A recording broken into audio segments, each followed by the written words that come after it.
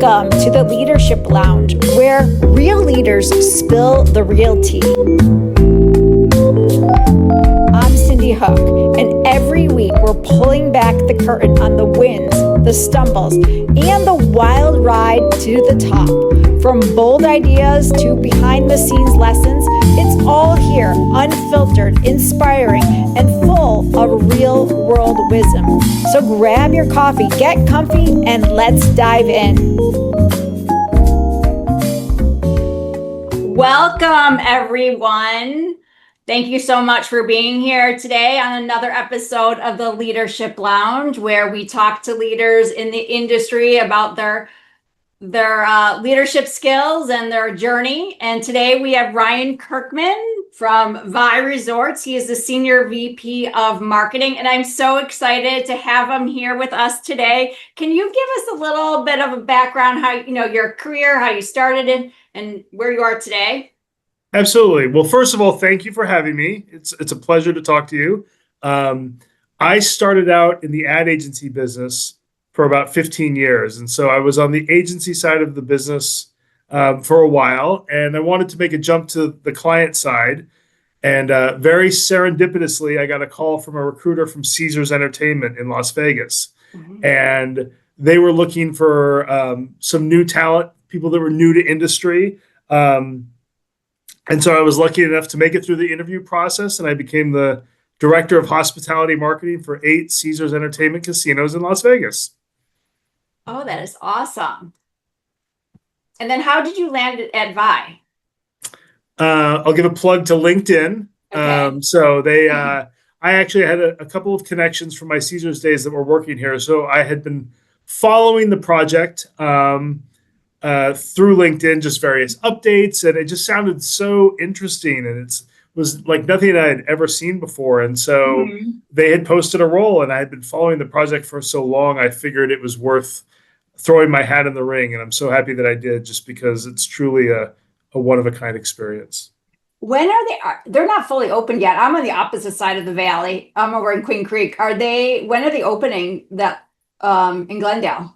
We are still under construction, and so we're being very purposely vague on our timeline, because you get a construction project like this, and there's so many different directions that can go along the way. And so once we are about a year out, we will make a more firm date announcement, because we want to make sure that whatever we put out there is something we can actually deliver on, and when we open, that it's the right, it's a VAI level customer experience. So yeah.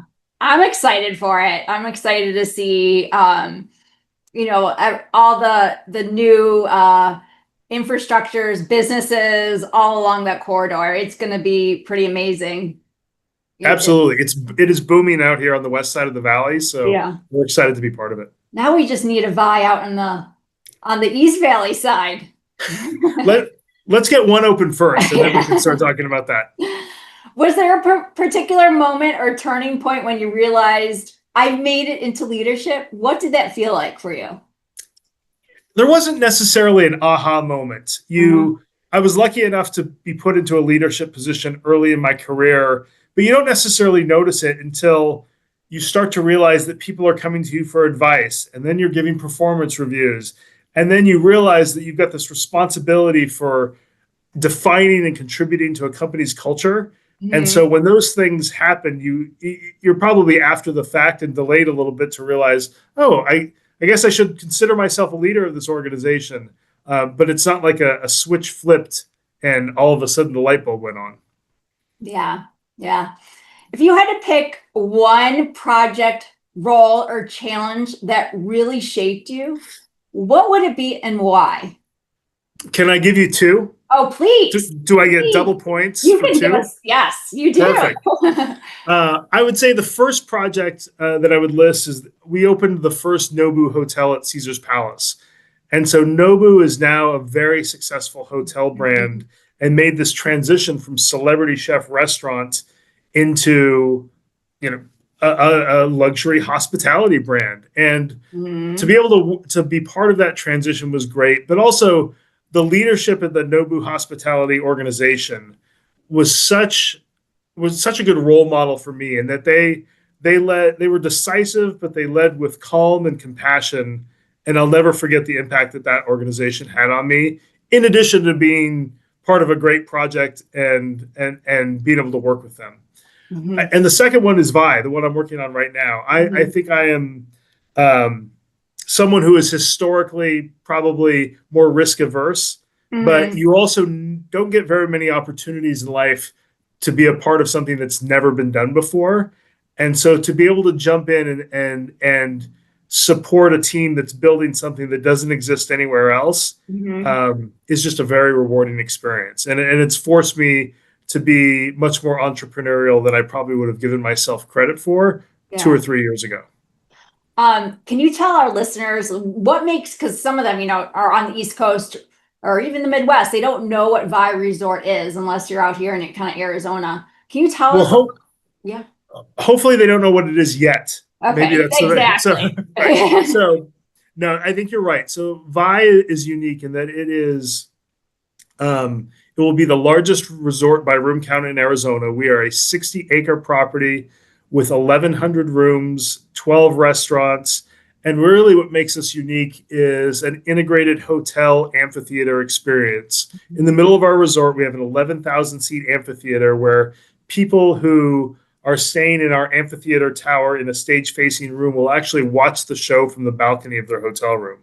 So if you think about just, all the concerts that you have been to and what some of the great experiences are, to be able to sit from the balcony of your hotel room and only be about 200 feet from the stage. Usually you're in a suite, you're about 750 feet from a stage, watching it on a football field. You are really right on top of it. So you get all of these luxury accommodations plus the energy of live entertainment right out the door of your hotel room. It's pretty amazing.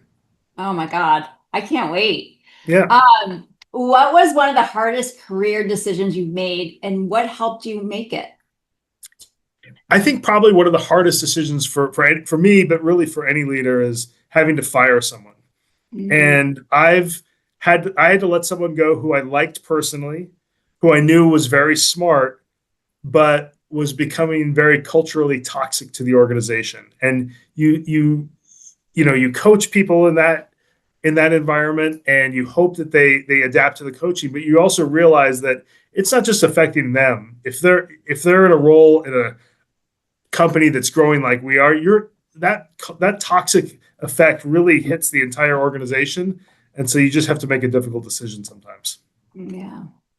What's something about your leadership style that changed over the years? I think not getting too high or too low. The calm head perseveres. So understanding that you've got to keep a level head, and that don't get too bogged down by something that doesn't go your way, because inevitably something isn't going to go your way. And just kind of maintaining a mindfulness to and a steady approach as you navigate the waters of whatever you're doing in your career. What is one book that changed how you think? Good transition. So it's an old book, but it's a book called The Way of the Peaceful Warrior. And it is a book about mindfulness and being present in the now. And if you think about all the emotional energy that we can sometimes waste worrying about something that happened a day ago or a week ago, or something that may happen, but you're not even sure if it happened yet, but you drain so much energy trying to worry about that rather than just being focused on what's happening in the moment. It becomes a much more efficient way to work, and it's probably better for you healthy too. Awesome. Well, thank you, Rian, so much for being on today's podcast. And for our listeners out there, please like and share this podcast with your fellow colleagues. And we appreciate you being on our Leadership Lounge. Thanks so much, Cindy. Great questions. I appreciate it. It was wonderful talking to you. Thank you.